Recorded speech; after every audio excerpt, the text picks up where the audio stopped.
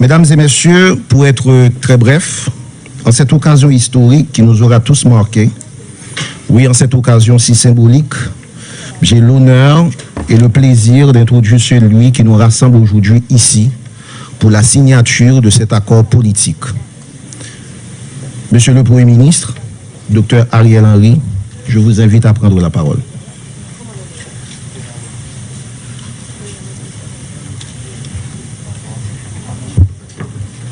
Bonjour. Mesdames, Messieurs, chers compatriotes, je vous remercie toutes et tous pour avoir fait le déplacement. Plusieurs ont souhaité venir signer publiquement devant la presse parlée, écrite, télévisée et en ligne l'accord pour une gouvernance apaisée et efficace de la période intérimaire, et je les félicite pour cela. Après une longue série de consultations et des rencontres avec divers secteurs de la classe politique et de la société civile, nous avons pris en compte des avis et commentaires émis par plusieurs organisations pour produire ce document final. Il servira de guide aux membres du gouvernement et à l'ensemble des forces politiques et sociales pour les mois qui viennent. Cet accord reprend la quasi-totalité des revendications légitimes et des recommandations formulées par divers secteurs de la vie nationale.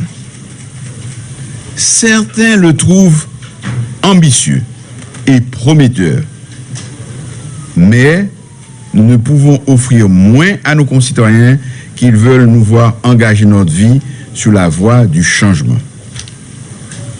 J'ai l'assurance que cet accord permettra de conduire dans l'harmonie et la bonne entente les affaires de l'État durant la période intérimaire que je souhaite la plus courte possible, afin d'atteindre notre objectif principal commun, qui est un retour à un fonctionnement normal de nos institutions démocratiques sur des bases nouvelles dans un environnement sûr et stable.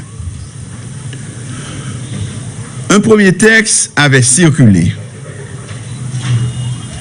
et beaucoup d'organisations l'avaient déjà signé.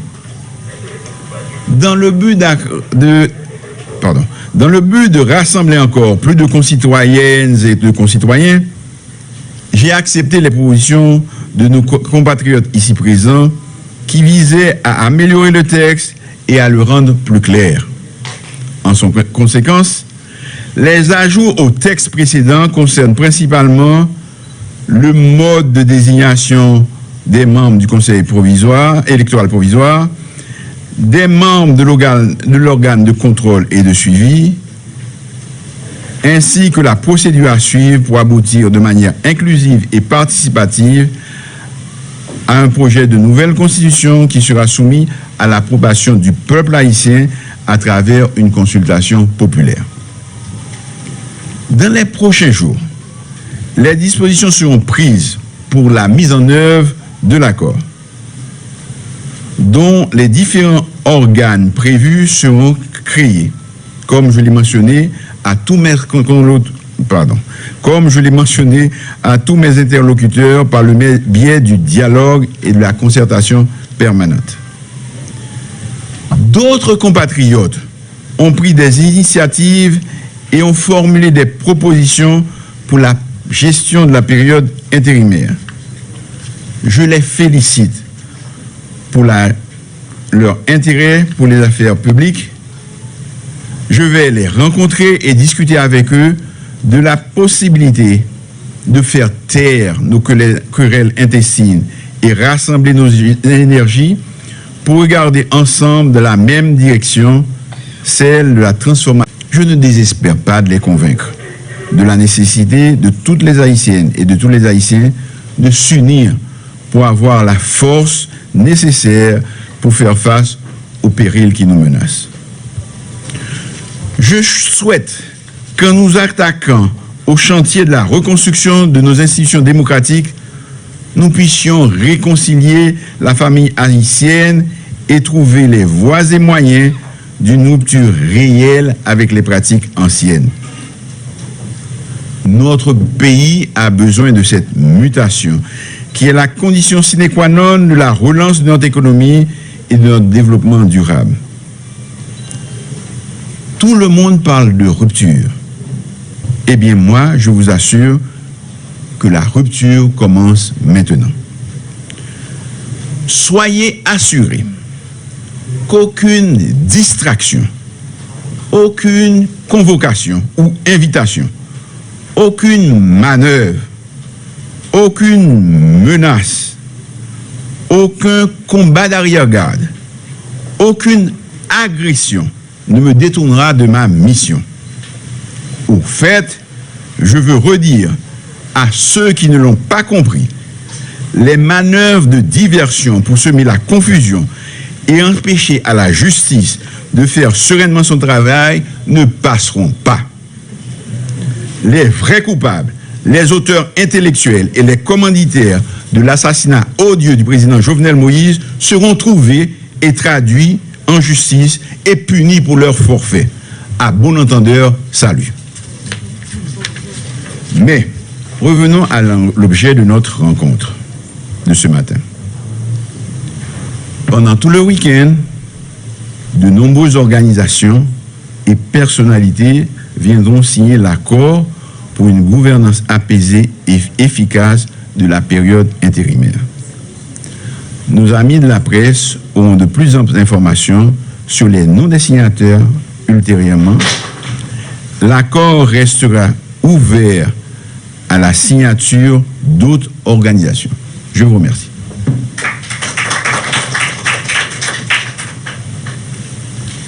Merci, Monsieur le Premier ministre. En effet, la date du 11 septembre nous aura tous marqués. Ça aura été une date inoubliable, une date marquante. Vous, les représentants ou mandataires de partis regroupements politiques, pour citer le Premier ministre, vous êtes considérés comme des acteurs clés de l'amélioration des conditions socio-économiques du pays pour une meilleure qualité de vie et une redynamisation du vivre ensemble haïtien par des actions de solidarité agissantes et de fraternité qui nous tissent toutes et toutes. Sur ce, j'invite à prendre la parole à tour de rôle Maître André Michel, Monsieur Rosemont Pradel, Monsieur Sorel Jacinthe et Docteur Louis Jean.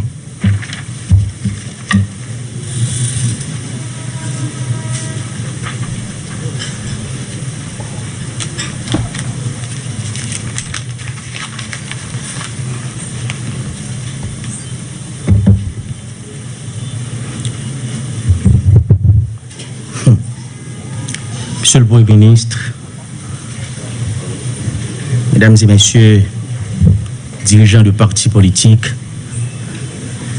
mes chers amis de la société civile, la presse nationale et internationale,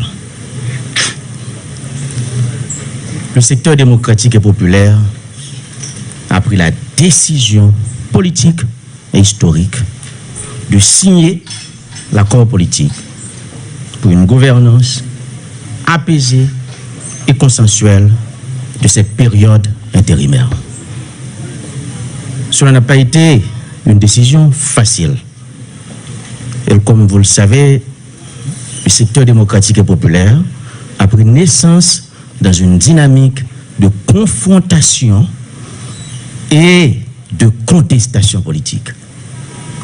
Et c'est pas chose facile, c'est difficile, c'est compliqué pour un mouvement politique qui a pris naissance dans cet esprit-là d'accepter de venir signer un accord politique. Et c'est ça qui était passé dans tout le pays d'Amérique latine avec la gauche. Là où on a pris une décision, ouais, là où on combat, il a fait lutte armée, et puis on va rentrer dans l'autre dynamique politique. C'est douloureux, ce n'est pas facile. Mais nous avons compris qu'il est venu le temps de construire ce pays sur une base consensuelle et de dialogue permanent. Le sénateur Carbière qui m'accompagne pour signer cet accord au nom du secteur démocratique et populaire, avec lui-même, nous pourrons poser un acte historique. Je remercie les milliers de militants, de sympathisants, les cadres et les dirigeants du secteur démocratique et populaire qui ont pris cette décision.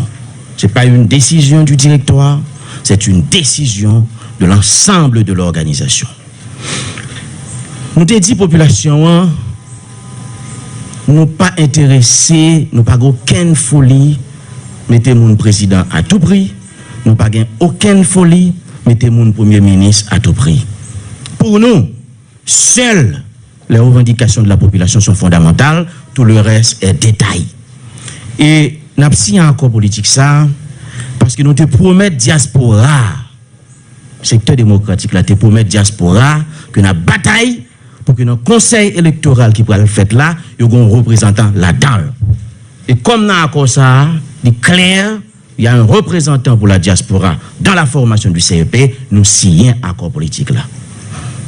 Nous avons signé un accord politique ça parce que nous te dit, jamais, au grand jamais, nous nous laisserons de côté les revendications de celles et ceux qui étaient dans les rues avec nous. Nous avons signé un accord politique ça parce que dans l'accord politique ça, il dit très clairement, procès Petro-Caribé, procès massacre La Saline, massacre Bel-Air, massacre Delma 32, dossier ça a avancé, il n'a pas campé. Nous avons signé un accord politique ça parce qu'il dit très clairement, le dossier de l'assassinat du bâtonnier d'Orval, nous ferons avancer ce dossier. Nous signons un accord politique ça parce que nous dit, un dossier comme le dossier Petro-Caribé, d'autres crimes financiers qui ont été perpétrés dans ce pays pendant les 20 dernières années, c'est IRH, Dermalog, c'est des dossiers importants, on ne saurait faire taire ces dossiers. Nous avons signé un accord politique ça parce que le dossier ça est là-dedans. Nous avons signé un accord politique ça parce que nous avons dit, population, il faut un gouvernement de consensus. Et dans cet accord, le Premier ministre et les signataires se sont engagés à mettre en place immédiatement, après la signature de cet accord, ce gouvernement de consensus. Nous avons signé un accord politique ça parce que nous dit très clairement, dans l'accord ça, il faut un engagement qui prend pour rétablir la sécurité et casser les gangs. Et nous-mêmes mettons en place dans l'accord une cellule anti-gang et anti-terroriste pour combattre le groupe criminel. Nous acceptons signer un accord politique ça. Nous signons un accord politique ça parce que nous dit PM non. Les gens qui sont derrière les barreaux pour leurs convictions politiques, ce sont des camarades de combat. Et dans l'accord politique, ça, il est dit très clairement que les dossiers des différents prisonniers politiques éparpillés à travers le pays, ces dossiers, on va les activer, on va libérer tous les prisonniers politiques incarcérés dans les prisons de la République.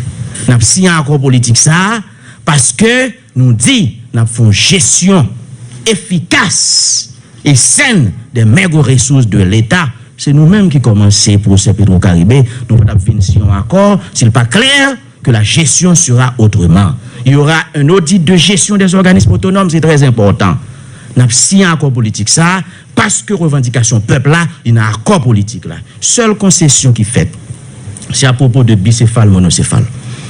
Nous te souhaitons un gouvernement exécutif bicéphale.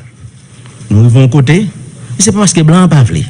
Les acteurs politiques et de la société civile, tout le monde tellement besoin de président, nous pas qu'arriver à faire consensus pour nous choisir un président. Ce n'est pas la faute à la communauté internationale s'il n'y a pas de président. C'est parce que nous ne sommes pas capables de faire consensus pour nous choisir président.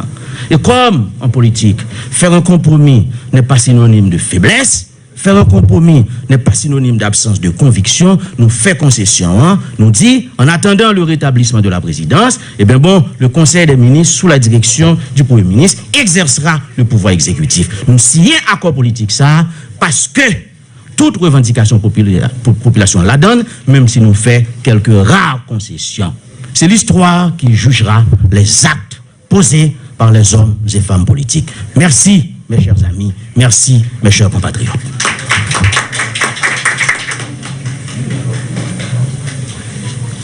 Oui, après Maître André Michel, nous avons accueilli ingénieur Rosemont Pradel, Après, nous avons M. Sorel Jacinthe et Dr. Louis Charles. Moi, corrigez-moi. Ce n'est pas Dr. Louis Jean, c'est Dr. Louis Charles. Et demandez-nous pour très très bref, s'il vous plaît.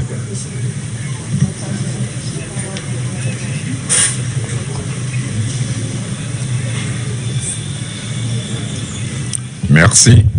Monsieur le Premier ministre,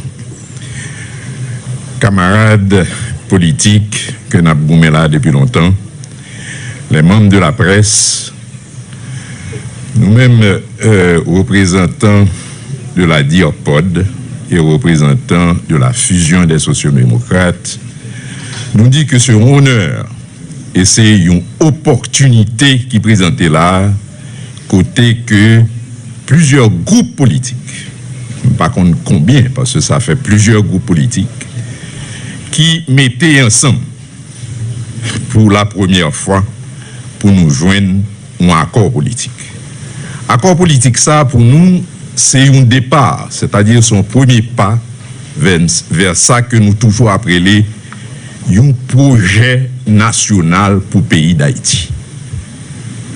Plus de 200 ans d'indépendance, nous constatons que le pays a retrouvé dans une situation extrêmement difficile qui fait la pitié, qui est appelée la pitié en quelque sorte de l'international, du pays et de tout secteur en un pays. Ça.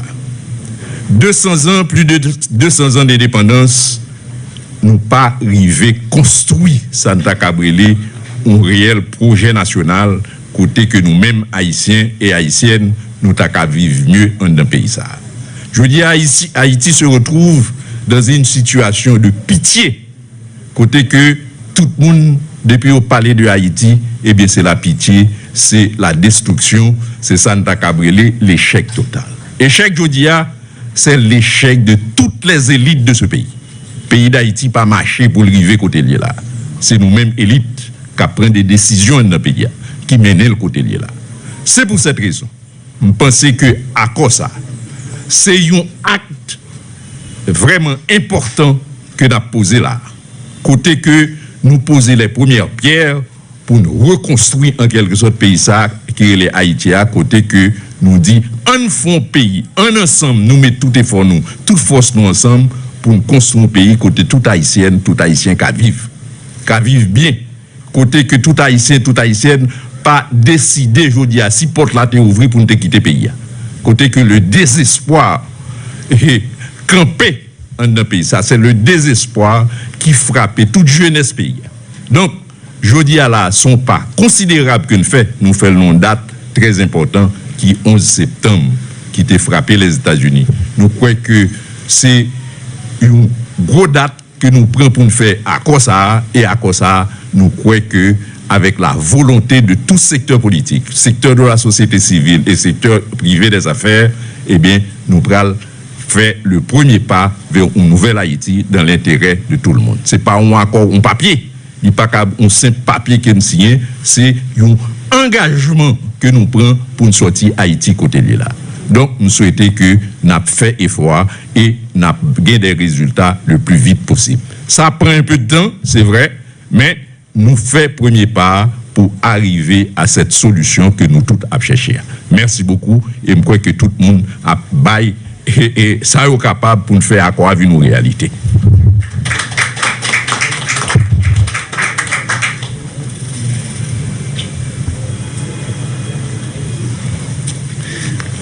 Donc, après M. Sorel Jacinthe, et après M. Sorel Jacinthe, c'est Dr. Louis Charles. Et pour finir, dernier monde qui prend la parole là, c'est Dr. Emmanuel Ménard.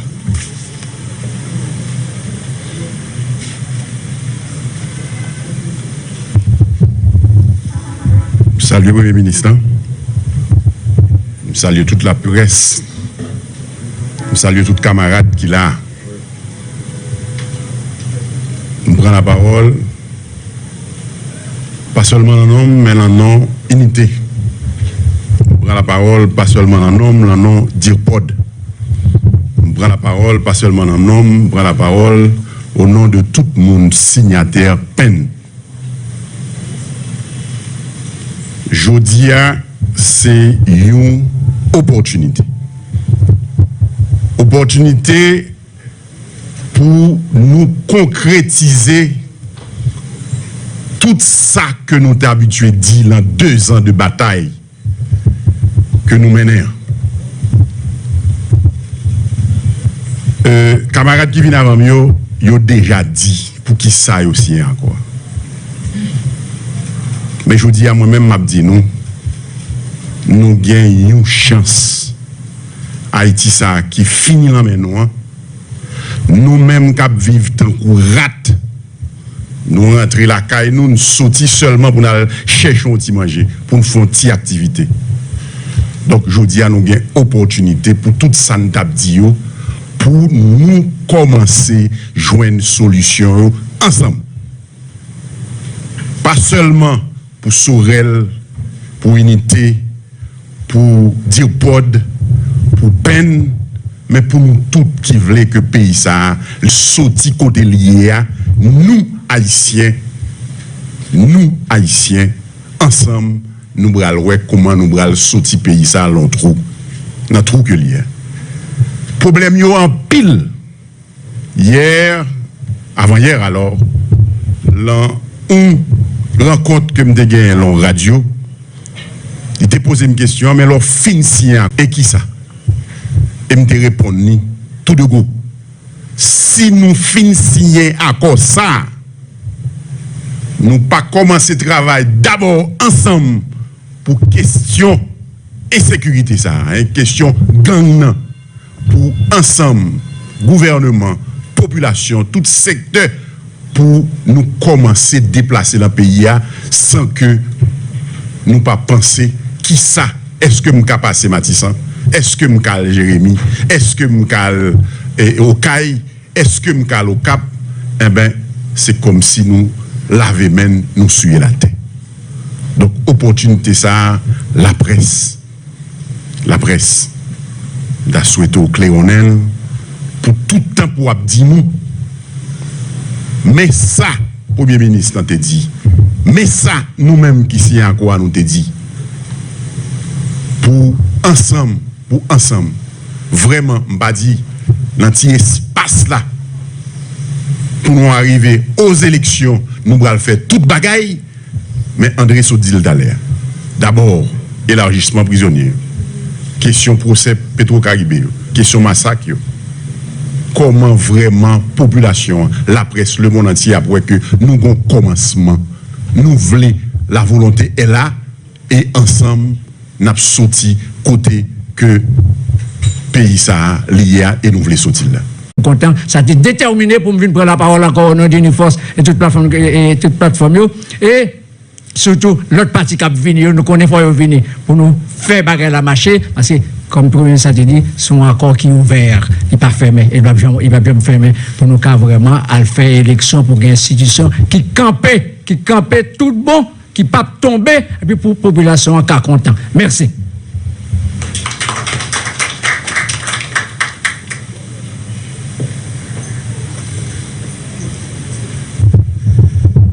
Monsieur le Premier ministre,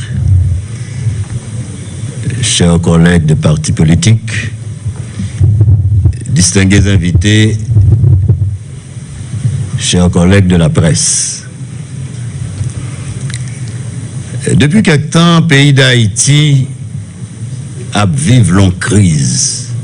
Mais une crise, c'est un bagage qui est passager. On fait une crise tension, une crise asthme. Mais politique là, mettez le pays à une crise permanente. En pile fois, on dit aucun sacrifice n'est trop grand pour ce pays. Mesdames, Messieurs, je crois qu'aujourd'hui, à cette heure historique, l'heure des sacrifices est enfin arrivée. Nous autres, de la force louverturienne réformiste, membres du bloc démocratique pour le redressement national, nous avons fait un choix. Un choix suivant la stratégie louverturienne pour le bien d'un peuple qui est fatigué, un pays qui est pris en otage. Aujourd'hui, nous avons dit ni, et nous avons choisi le collégial. Cette stratégie louverturienne est imposée par les circonstances de l'heure. Mesdames, Messieurs, c'est l'Ecclésiaste qui dit: une corde à 3 ne se rompt pas facilement.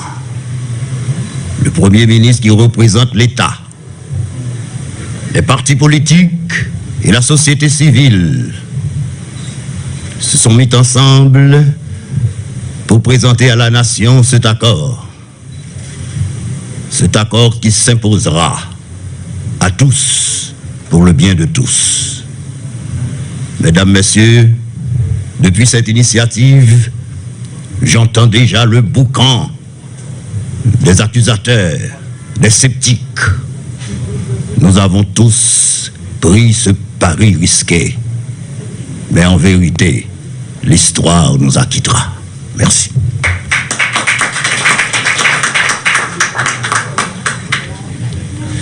Bon, je suis excusé parce que une dernière personnalité qui doit prendre la parole, c'est M. ancien député Jean Tolbert Alexis. Merci.